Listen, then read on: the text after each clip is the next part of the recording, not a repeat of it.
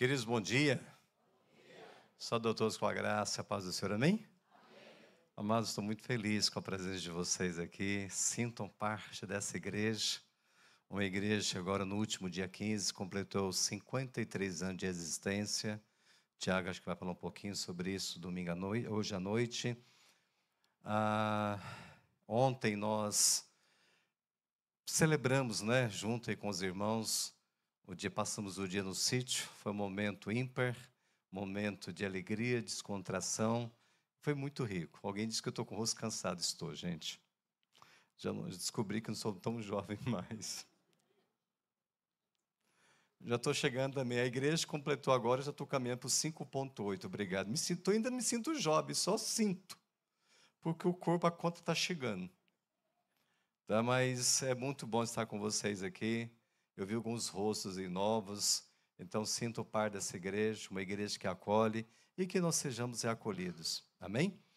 Amados, tem um texto que nós temos feito uma série de ministrações sobre a 2 Coríntios e falando sobre a questão da reconciliação. Um tema de suma importância. Por quê? Que é de grande importância. Baseado em 2 Coríntios, capítulo 5, a partir do versículo 18. E nós vamos falar sobre esse agente da reconciliação. Eu só quero ter minha gratidão também pela pessoa, cada pessoa que participou do evento de ontem. Foi muito rico, foi muito gratificante também de ver realmente o cuidado que cada um teve, a alegria, a espontaneidade. Foi muito bom. E ver as pessoas falando quanto foi marcante, né? Eu cheguei bastante cansado em casa, mas muito feliz, do que Deus fez conosco ontem. E o objetivo foi alcançado, de nós estarmos tempos juntos. Também não ganha marmita não, viu, Schneider? Toma. Semeie no seu pastor depois, obrigado. Só uma? Obrigado. Se essa moda pega, está perdida. Vamos lá, versículo 18. Ora, tudo provém de Deus, que nos reconciliou consigo mesmo por meio de Cristo e nos deu o ministério da reconciliação. A saber que Deus estava em Cristo, reconciliando consigo o mundo, não imputando aos homens as suas transgressões, e nos confiou a palavra da reconciliação. Senhor, fale conosco pela Tua palavra, ministra aos nossos corações pelo poder do Teu Espírito Santo. Nós oramos agradecidos, em nome de Jesus. Amém. Queridos, por que esse tema é de grande importância? Nós percebemos que há muitas pessoas que acabam desviando o caminho. Desvia do caminho e as pessoas falam, aí a gente ouve, e nós nos ouvimos pessoas falando assim, eu reconciliei com Deus. Como que essa pessoa ela reconcilia com Deus? Há um hino do cantor cristão também, diz o seguinte, reconciliai-vos já. É um tempo dessa reconciliação. Há um clamor, mas como acontece esse processo da reconciliação? Nós vemos também um grupo de pessoas chamados desigrejados. São pessoas que estão frustradas com as instituições, através talvez baseado de liderança, através de situações que acabaram ouvindo e com decepções deixaram de congregar.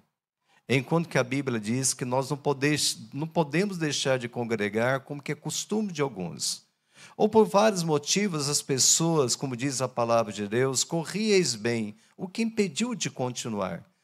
Ou seja, nesse desenvolvimento espiritual da nossa caminhada, na nossa trajetória espiritual, as pessoas encontraram obstáculos e simplesmente pararam.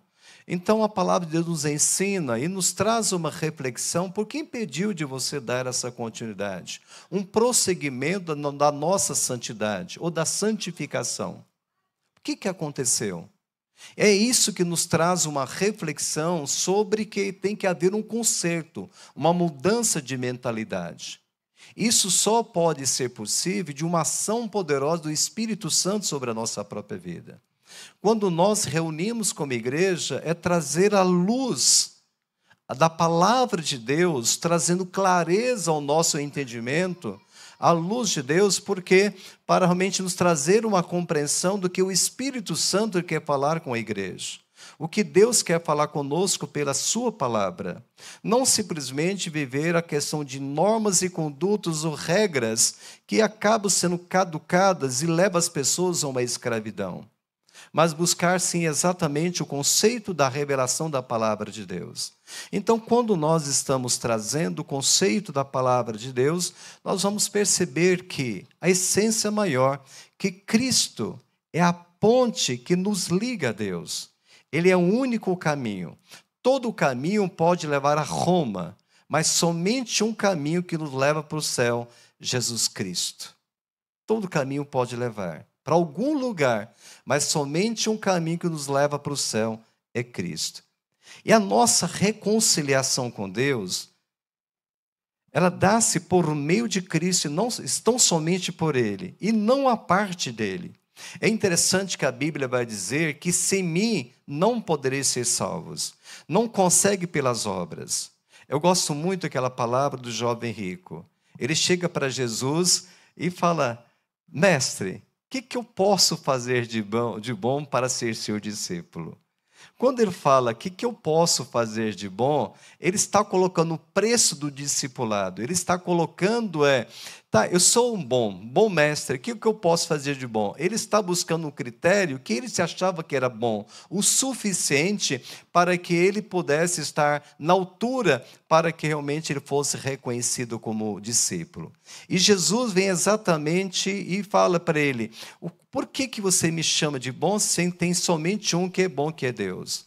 Na realidade, o Senhor está dizendo que você não pode alcançar a vida eterna, ser um discípulo confiando na sua própria bondade, mas a graça de Deus que nos habilita. Porque não há ninguém suficientemente bom. Não é pela bondade que você realmente consegue entender o mérito da misericórdia, da bondade de Deus sobre a nossa vida. É tão somente pela a graça de Deus que nos habilita. É pelo reconhecimento que somos pecadores. E Jesus fala para ele: olha, você conhece a lei? Conheço, desde minha criança. Então, cumpra a lei. Ah, mas eu já faço isso. Ah, então, vende tudo que você tem, entrega para os pobres e me segue. Isso mexeu com o calcanhar de Aquiles. Ele falou: ah, não. Ele entristece, cai o seu semblante, e ele deixa e vai embora, porque era um homem de posse, era um homem de status social. Isso pegou no seu coração e disse: não, isso não é para mim. Então, isso que acontece com muitas pessoas também. Tem até um desejo de querer viver uma vida com Cristo, mas está apegado com coisas e apegado com status também. Não está disposto a negar a si mesmo, não está disposto a tomar a cada dia a sua cruz e seguir o Senhor. Não está disposto a viver a vontade de Deus, mas quer seguir a Cristo com as suas próprias condições, mas não quer viver por meio de Cristo. Queridos, não há nada que podemos fazer para nos tornarmos aceitáveis a Deus. Sabe, porque a Bíblia diz que no outro tempo nós éramos inimigos de Deus, afastados, estávamos mortos nos nossos delitos e transgressões. Foi o que Cristo fez por nós, que pavimentou o nosso caminho de volta para Deus. Ele é o caminho. É Ele quem endireitou o nosso caminho tortuoso. Cada um aqui tem uma história, uma trajetória. Foi o Senhor que nos guiou. Foi o Senhor que nos direcionou para Ele, de volta para Deus. Cristo é o único caminho de volta para Deus. Ele é a única porta para a entrada no céu. Ele é o único mediador entre Deus e os homens. Ele é a única escada que Jacó viu que liga a terra ao céu. Meus irmãos, como eu disse para vocês, Ele é o único mediador. Mas as pessoas vão buscando coisas para tentar se encontrar. Tentar encontrar o seu caminho. Você pode até buscar, mas as pessoas acabam se perdendo cada vez mais. Mas somente Cristo é que nos atrai à sua graça infinita. Então, só é possível ter essa reconciliação, reconciliar hoje, quando nós somos atraídos pela graça de Deus. Não que o homem fala: eu me reconciliei com Deus. Isso só é possível quando você é alcançado pela graça infinita de Deus. E queridos, É Jesus Cristo que nos reconcilia com Deus com a sua morte. O preço ele foi muito alto. Não foi simplesmente falando, olha, você foi alcançado, eu simpatizei com você. Quando Deus criou o universo, ele falou e tudo se fez. É muito interessante quando nós olhamos em Gênesis, né? Criou o Senhor. Primeiro dia, segundo dia, terceiro dia, e assim continuamente, né? Deus ordenou e tudo se fez. Quando Deus criou o homem, ele pegou o barro e fez a sua imagem e semelhança. Ele construiu com as suas mãos. Quando, porém, Deus foi reconciliar o homem consigo, ele precisou enviar seu filho para morrer numa cruz. E o preço da reconciliação foi a morte de Cristo. Foi a morte de Cristo. Não havia outro meio de sermos reconciliados com Deus. Cristo fez a reconciliação pelo sangue da cruz. Não havia outro meio. A Bíblia nos vai falar em Hebreus que sem o derramamento de sangue não há remissão de pecados, da culpa, do castigo. Porque o homem transgrediu contra Deus. Mesmo que no Antigo Testamento, o homem ele fazia os seus sacrifícios para que pudesse continuar servindo a Deus, mas nem todos os sangues que foram derramados não eram suficientes para que pudesse redimir dos seus pecados. Mas o sangue de um cordeiro pascal, do Filho, ele foi suficiente para redimir de toda a escravidão do pecado. E Colossenses capítulo 1, versículo 1 e 20, diz o seguinte: e que havendo por ele feito a paz pelo sangue da cruz, por meio dele reconciliasse consigo mesmo todas as coisas, todas que estão na terra como as que estão nos céus. Foi pelo sangue de Cristo, pela sua morte, foi derrubado o muro da inimizade, o muro da separação. Então, pelo sangue de Cristo, nós temos acesso ao Santíssimo Lugar. Como Hebreus também vai nos falar, pelo sangue de Cristo, o véu foi rasgado de alto a baixo. Então, nós não precisamos mais que alguém vai mediar, mas nós, pelo sangue dele, nós podemos entrar no Santíssimo Lugar e nós podemos realmente falar, Abba, Pai. Nós podemos realmente adorar o Senhor. Nós podemos hoje, temos esse caminho vivo, santo, e nós podemos adorar o Senhor. E essa doutrina, nós podemos falar que a doutrina da substituição, Cristo assumiu o nosso lugar como nosso representante e fiador. Vocês vão entender um pouquinho sobre esse preço que foi tão alto. Ele pagou a nossa dívida, morreu em nosso lugar, e abriu para nós um novo e vivo caminho de retorno ao Pai. A cruz de Cristo é a ponte entre a terra e o céu. Nenhuma pessoa pode chegar a Deus a não ser por meio dessa ponte. Ele é a ponte. É Ele que nos liga. Não há outro meio para ser salvo, senão somente por Jesus Cristo. Senão as pessoas podem buscar não sequer pelas obras, senão as pessoas vão fiar pelas suas próprias obras. Em Efésios capítulo 2, ele vai falar o seguinte: pela graça sois salvos, por meio da fé. Isso não vem de vós, é dom de Deus. Nós somos feituras dele, criados para as boas obras, mas que os homens, vendo as nossas obras, glorificam a Deus. Então, quando nós entendemos a dinâmica de Deus, nós apropriamos dessa ação da salvação de Deus, nós somos salvos, porque nós cremos em Deus. E foi imputado a fé de Abraão, porque Abraão creu em Deus. Não foi pelas obras de Abraão, que é conhecido o pai da fé. Abraão, nós temos hoje como pai Abraão, porque Abraão creu. E não por aquilo que, realmente, o que ele procedeu, mas por o que ele creu em Deus. Mas Cristo é a ponte. Havia um abismo. O pecado, ele faz um abismo. A Bíblia nos fala claramente sobre isso. Ele faz uma separação entre vós e o vosso Deus. Mas pela a cruz de Cristo, ele nos liga novamente com ele. Pela sua morte, nós temos acesso ao Santíssimo Lugar. E qual é a base da nossa reconciliação? Qual a estrutura que nós podemos firmar a nossa convicção? A nossa base está no versículo 19, a saber que Deus estava em Cristo reconciliando consigo o mundo, porque Ele vai dizer, eu e o Pai somos um, não imputando aos homens as suas transgressões, e nos confiou a palavra da reconciliação. O justo justifica o injusto, sem deixar de ser justo pela imputação da justiça do justo ao injusto. Deus é justo e justificador daquele que tem fé em Jesus. Amém? Ele que nos justifica. Nós somos justos não simplesmente porque nós somos certinhos e nós não erramos. Nós somos justos porque nós somos justificados por Deus por causa da justiça de Deus. Não por causa dos nossos méritos. Eu sou uma pessoa tão boa. Não tem.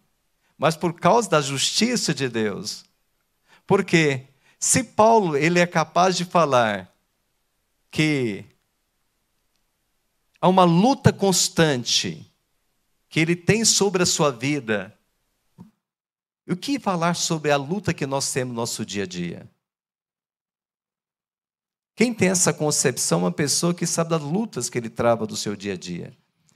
Meus queridos, Romanos capítulo 3, versículo 26, ele vai dizer o seguinte: para demonstração da sua justiça nesse tempo presente, para que ele seja justo e justificador daquele que tem fé em Jesus. Com base nessa verdade, um teólogo chamado Rey, ele afirma que a cruz de Cristo é o lugar onde Satanás é sempre derrotado. Ele era o as escondido, ela era o as escondido na manga de Deus e com o qual o diabo não contava. O grande acusador nunca poderá encontrar o fundamento pelo qual possa fazer o Deus justo se voltar contra nós, pois todos os nossos pecados foram separados de nós para sempre pela cruz. Por isso que Satanás usa Pedro no momento e fala, Senhor, você não tem que enfrentar a cruz. Longe disso, que Jesus diz, arreda de mim, Satanás. Porque você não está cogitando as coisas espirituais. Sabe, às vezes nós não entendemos a dinâmica do que realmente o que Deus quer tratar sobre as nossas vidas. Por isso que Jesus ele vai falar o seguinte: se o grão de trigo cair e não morrer, ele ficará só. Mas se ele morrer, atrairá muitos para junto de si. Então ele está falando exatamente sobre a sua morte e vai falar sobre a sua ressurreição. Hoje nós professamos a fé em Deus. Então o que ele está realmente nos mostrando aqui, acima de tudo, é essa convicção que a cruz para muito era exatamente um desprezo, mas ela é uma vitória que triunfa sobre o poder de toda a ostentação, o orgulho da humanidade.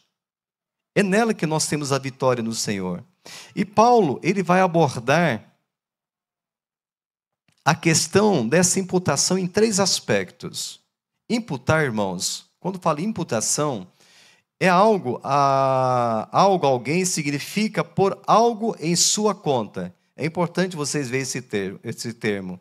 A imputação é um termo da área financeira em que significa simplesmente pôr na conta de alguém. A gente vai lembrar do interior, né? Coloca na conta lá, lembra disso? Aquela caderneta, o pessoal colocava, fazia a conta lá. Coloca na conta aí depois. Ia pagar, tá aquela conta enorme lá, bafo o caso. Né? Coloca na conta. Coloca na conta de alguém. Quando fazemos um depósito bancário, hoje, faz um depósito voluntário, ou o computador, ou o aplicativo, né, o funcionário, transfere esse valor para a nossa conta ou crédito. Quando Jesus morreu na cruz, todos os nossos pecados lhe foram imputados, ou seja, foram postos na sua conta. Em decorrência disso, todos esses pecados foram pagos e Deus não nos condena por eles. Além disso, Deus deposita a justiça de Cristo em nossa conta. Amém? nós colocamos toda a dívida, todos os nossos pecados, todas as nossas transgressões no Senhor, imputação isso, colocamos na cruz de Cristo todas as nossas transgressões, toda a nossa injustiça, e nós recebemos a justiça de Deus. Glória a Deus, queridos. Que matemática doida é essa, né? Você quer saber o texto que é lindo isso? Isaías 53. Quando nós falamos sobre ele, isso, né, lançamos ele todas as nossas transgressões, toda a nossa maldade, toda injustiça, está falando sobre isso.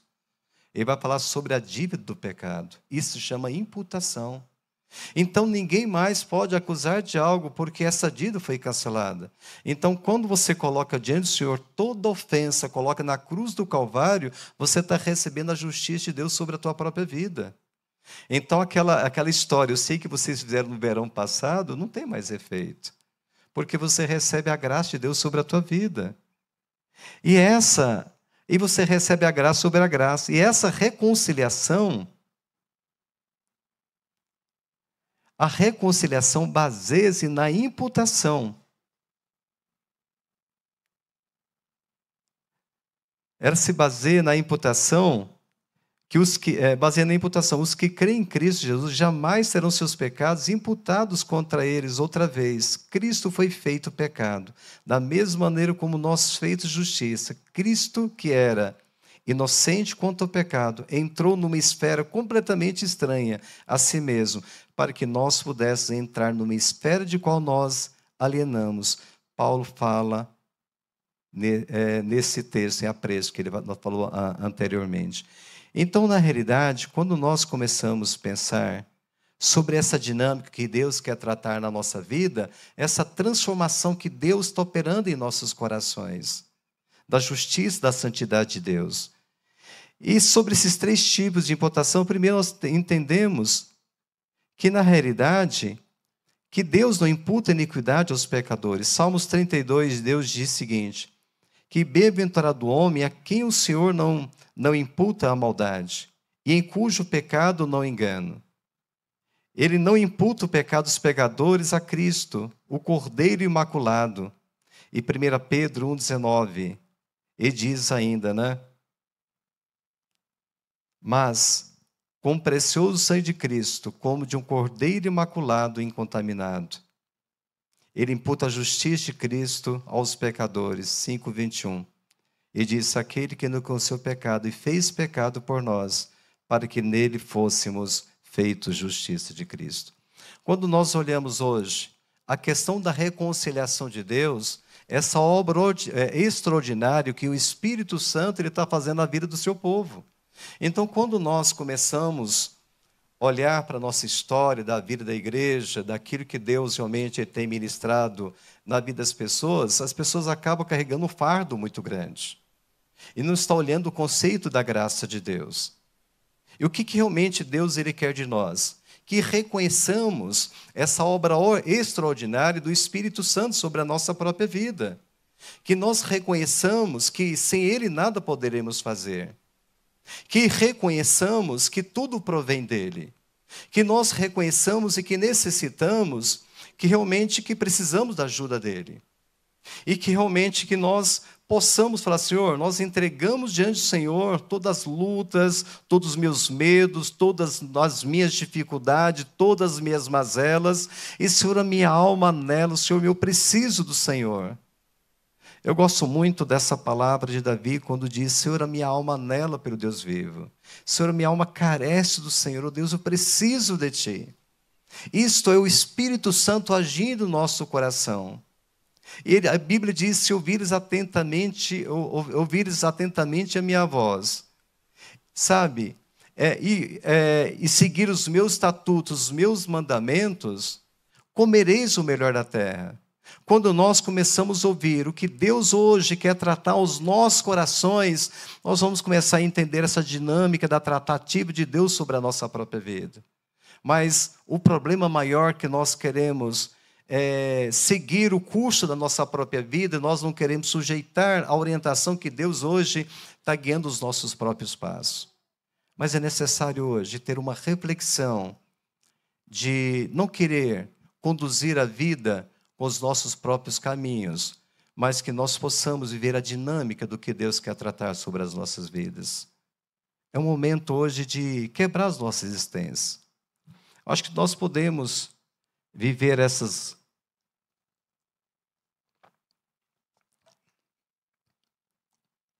decepções com instituições, com igreja, com pessoas, com liderança, que acho que a gente consegue viver as falácias da vida quando nós colocamos desculpas. Ah, mas eu não deixei de Deus, eu estou fazendo uma carreira solo. Será? Será que eu não tenho tempo de retornar para os caminhos do Senhor? Será que eu não tenho tempo de despertamento? Será que não tenho tempo de nós voltarmos a congregar? Será que em casa é suficiente? Em casa nós precisamos dar continuidade a ter a comunhão. O problema é que nós deixamos de congregar. E as pessoas estão abraçando outras crenças. Mas sabe por quê? Porque as pessoas não estão comprometidas àquele que pagou alto preço. As pessoas estão andando por caminhos errantes e não estão andando porque o caminho que o Senhor preparou, o caminho que Deus preparou, e disse que o cego, nem o cego vai errar, porque Ele é a luz, Ele conduz os passos, porque Ele que endireita. Nós estamos vivendo os últimos tempos. Eu sei que o Senhor, como disse em Provérbios, a voz da sabedoria tem gritado. E é um tempo de um despertamento espiritual que nós temos hoje, que nos colocar diante de Deus, para que nós possamos de ter esse despertamento espiritual, de servir a Deus na palavra, na comunhão, na alegria, no partilhar e compartilhar. Feche teus olhos, quero orar por você neste momento.